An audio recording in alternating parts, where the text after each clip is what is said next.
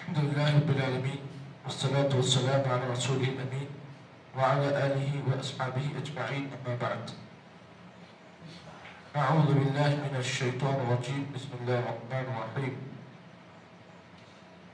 إن تجتنبوا كبائر ما تنهون عنه نكفر عنكم سيئاتكم وندخلكم مدخلا كريما.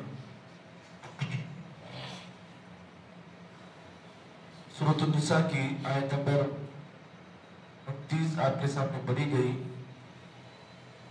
اللہ رب العالمین نے اس آیت مبارکہ کے اندر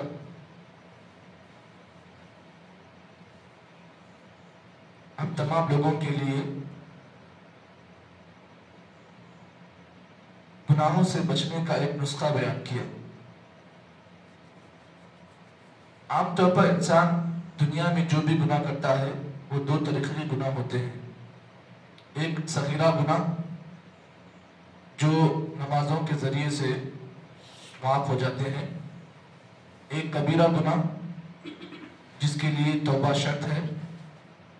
اگر کوئی انسان بغیر توبہ کے کبیرہ گناہ کر کر اگر انتقال کر جاتا ہے یا اس کی موت واقع ہوتی ہے تو انسان بنا توبہ کے اس گناہ کے کرنے پر انسان جہنمی قرار دیا جاتا ہے. اللہ رب العالمین نے کبیرہ گناہوں کے سلسلے میں ایک نسخہ بیان کیا. اللہ نے فرمایا ان تجتنبوا کبائر ما تنہون عنہ، لوگوں اگر تم باز آ جاؤ گے، اگر تم بچ جاؤ گے، یا اگر تم بچنا چاہتے ہو، ان تجتنبوا اگر تم بچنا چاہتے ہو، کبائر ما تنہون عنہ ان بڑے گناہوں سے جس کے کرنے سے تم کو روکا گیا، تو اللہ فرماتے ہیں نکفر عنکم سیئاتکم، ہم تم سے تمہارے چھوٹے گناہوں کو معاف کریں گے. وندخلکم مدخلا کریما، اور ہم تمہیں قیامت کے دن جنت کے اندر عزت کے ساتھ شرافت کے ساتھ تمہیں داخل کریں گے. قرآن مجید کی اس آیت میں اللہ تعالیٰ نے ترجمہ آپ نے سنا ہے.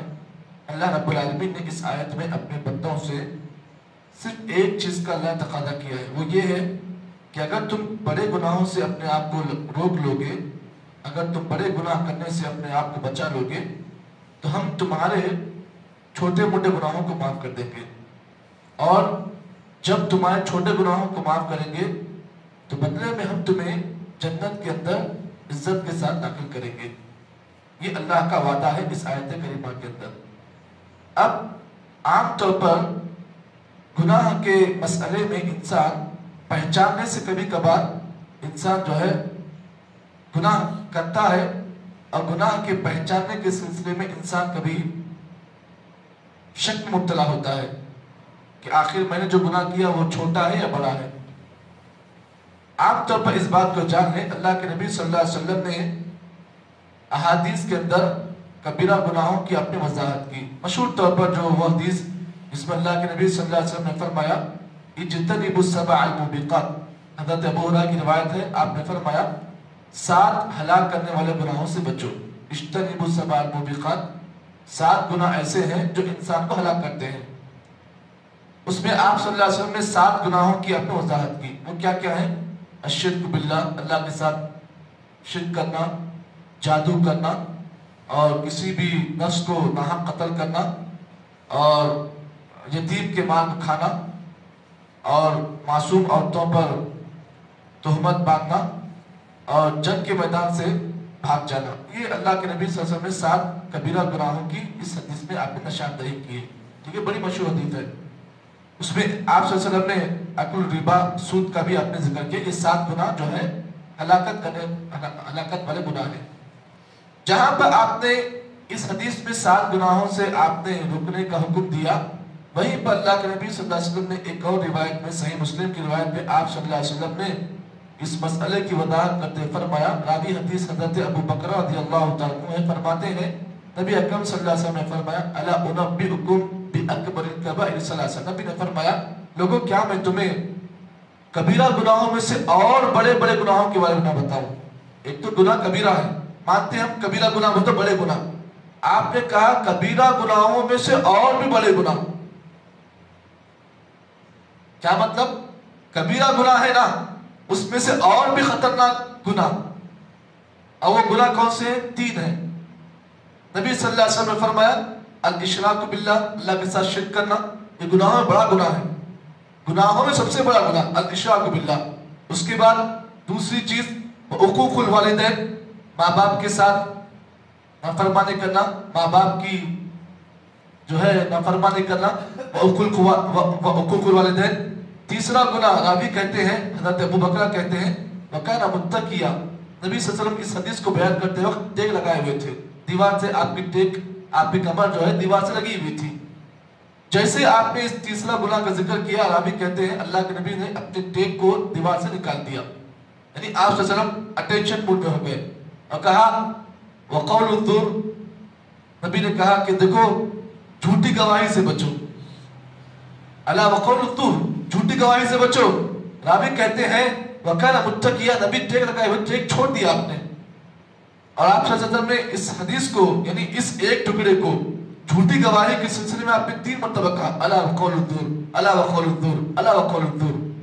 اس ایک گناہ کو آپ نے 3 بار بیان کیا. معلوم یہ ہوا یہ گناہ جھوٹی گواہی ایک ایسا گناہ ہے کہ نبی صلی اللہ علیہ وسلم، وقت کے نبی جو ہے ٹیک لگا کر بیٹھے ہوئے تھے، آپ صلی اللہ علیہ وسلم جو ہے اٹینشن موڈ میں ہو گئے.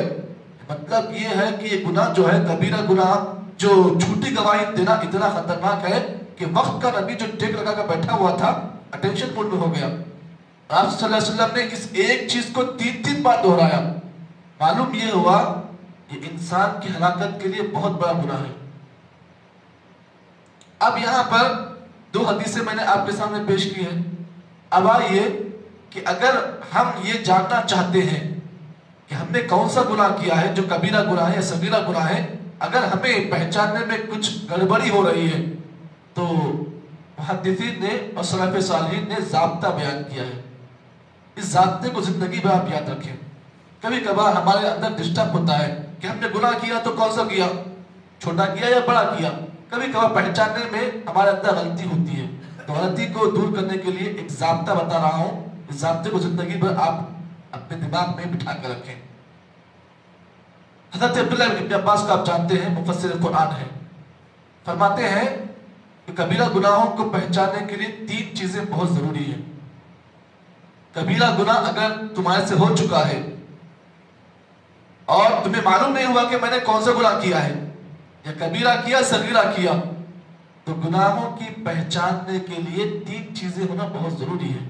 پہلی چیز، ہر وہ گناہ، انسان ہر وہ گناہ جس گناہ کے کرنے پر اللہ کا غضب اور آگ کی وعید، جس گناہ کے کرنے پر اللہ نے بیان کی ہے، ہر وہ گناہ جس کے کرنے پر اللہ کا غضب، اللہ کا غصہ اور آگ کی وعید، سزا آگ کی بتائی گئی ہو، تو کبیرہ گناہ ہے. کیا مطلب؟ ہر وہ گناہ جس کے کرنے پر آپ کو معلوم ہو رہا ہے کہ میں نے یہ گناہ کیا ہے. اس پر قرآن مجید کے اندر اللہ تعالیٰ نے آگ کا تذکرہ کیا اور اللہ کے غضب پر تذکرہ کیا. that is mean of کبیرہ گناہ، وہ کبیرہ گناہ ہے. یہ پہلا مطلب کبیرہ گناہوں کی پہلی پہچان، ہر وہ گناہ جس کے کرنے پر اللہ کا غضب اور آگ کی وعید، سزا آگ کی بتائی گئی ہو، وہ کبیرہ گناہ ہے. دوسرا کبیرہ گناہ پہچاننے کا دوسرا طریقہ یہ ہے کہ ہر وہ گناہ جس کے کرنے پر اللہ تعالیٰ نے قرآن مجید کے اندر اور نبی نے احادیث کے اندر حد بیان کی ہو. حد سے مراد سزا. اس مثال طور پر نبی اکرم صلی اللہ علیہ وسلم کی وہ حدیث جس میں آپ صلی اللہ علیہ وسلم نے فرمایا کہ حد الزنا، زنا کی حد کیا ہے؟ زنا کی جو سزا ہے کوڑے مارنے کا آپ نے حکم دیا ہے. تو ہر وہ گناہ جس کے کرنے پر اللہ تعالیٰ نے اور اس کے نبی نے حد بیان کی ہو، یہ کبیرہ گناہ ہے. تیسرا کبیرہ گناہ پہچاننے کا تیسرا ضابطہ یہ ہے کہ ہر وہ گناہ جس کے کرنے پر اللہ رب العالمین کا غضب نازل ہو، اللہ کا غصہ نازل ہو. تو یہ 3 چیزیں ہیں جس کے کرنے پر آپ کو معلوم ہوگا کہ میں نے کبیرہ گناہ کیا ہے. اب یہاں پر اس مسئلے کو بھی آپ جان لیں. محدثین کے نزدیک کبیرہ گناہوں کی تعداد کے بارے میں اختلاف ہے. मुहद्दिसीन के नजदीक कबीरा गुनाहों की तादाद के बारे में इख्तिलाफ है। बाज लोग कहते हैं कि कबीरा गुनाह 7 है, जो हदीस मैंने बताई वो 7 कबीरा गुनाह है, उससे बढ़कर नहीं है। बाज कहते हैं कि कबीरा गुनाह 3 है, जो हदीस मैंने बताई उसमें 3 गुनाह है। बाज कहते हैं कि कबीरा गुनाह 70 से लेकर 700 है। तादाद जो है बाज कहते हैं 7 और बाज कहते हैं 3 और बाज कहते हैं 70 से लेकर 700। राजे कौल क्या है? सही कौल ये है कि कबीरा गुनाह 700 के करीब है, 700 है। तो हर वो गुनाह जिसके करने पर अल्लाह ताला ने आग की वईद, रब का गज़ब और हुदूद बयान की हो, ये कबीरा गुनाह है। अब इस आयत करीमा के अंदर अल्लाह ने जो बात बयान की, अल्लाह का वादा है, लोगों अगर तुम कबीरा गुनाहों से अपने आप को बचा लोगे तो अल्लाह ताला फरमाते हैं कि तुम कबीरा गुनाहों से अगर बच जाओगे तो हम बदले में क्या करेंगे? तुम्हारे छोटे मोटे गुनाह माफ कर देंगे, और जहां पर तुम्हारे छोटे मोटे गुनाह माफ करेंगे वहीं पर इज्जत के साथ तुम्हें हम जन्नत में दाखिल करेंगे। ये हमारा वादा है तुमसे। अब यहाँ पर एक और हदीस आपके सामने बताकर अपनी बात खत्म करूंगा। अल्लाह के नबी सल्लल्लाहु अलैहि वसल्लम ने सही बुखारी की रिवायत में आपने इस बात को बयान किया, लोगों अगर तुम कबीरा गुनाहों से बचना चाहते हो तो आप सल्लल्लाहु अलैहि वसल्लम ने 4 या 5 काम करने का हुक्म दिया है। नबी ने फरमाया अस्सलावातुल खम्स, अस्सलावातुल खम्स, 5 वक्त की नमाजें, वल जुमअतु इलल जुमअ, एक जुमा से लेकर दूसरे जुमा के दरमियान जितना डिस्टेंस है, मुकफ्फरातुल लिमा बैनहुम इज़्ज़तुनिबत कबाइर। नबी ने फरमाया 5 वक्त की नमाजें एक जुमा से लेकर दूसरे जुमा का जो वक्त है, और इसी तरीके से आपने फरमाया मुकफ्फरातुल लिमा बैनहुम, अगर कोई आदमी इन चीजों से अपने आप को बचा ले, मुकफ्फरातुल लिमा बैनहुम, तो अल्लाह ताला इन चीजों की वजह से आपके गुनाहों को माफ करेगा। लेकिन शर्त यह है इज़्ज़तुनिबतिल कबाइर, बंदा अपने आप को कबीरा गुनाहों से बचा ले। तो मालूम ये हुआ सगीरा गुनाहों की माफी के लिए 5 वक्त की नमाजें बहुत जरूरी है। और वल जुमअतु इलल जुमअ, एक जुमा से लेकर दूसरे जुमा के दरमियान जितना भी फासला है, जितने भी दिन है, अगर कोई आदमी इतने दिन में कोई गुनाह करता है सगीरा गुनाह, तो अल्लाह ताला जुमा पढ़ने की वजह से उसके सगीरा गुनाहों को माफ करेगा। लेकिन शर्त यह है इज़्ज़तुनिबतिल कबाइर, बंदा अपने दामन को कबीरा गुनाहों से बचा कर रखे। तो कुरान मजीद की आयत में अल्लाह ताला ने इसी मसले की वजाहत की है। अल्लाह ताला से दुआ है कि अल्लाह रब्बुल आलमीन मुझे और आपको जितनी बातें इस आयत की रोशनी में बताई गई हैं, अल्लाह सही माने में अमल तौफीक अता फरमाए। सुभानअल्लाहि व बिहम्दिही, सुभानकल्लाहुम्मा व बिहम्दिक, नशहदु अल्ला इलाहा इल्ला अंत, नस्तगफिरुका व नतूबु इलैक।